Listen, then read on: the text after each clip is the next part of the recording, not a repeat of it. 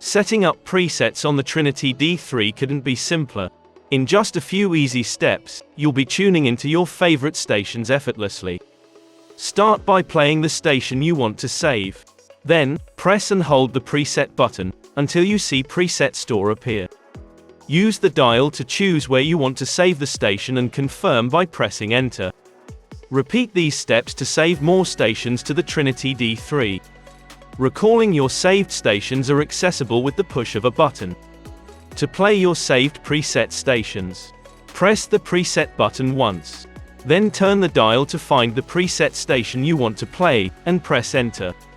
You're all set. With just a simple button press, you can now enjoy your favorite stations on the Trinity D3.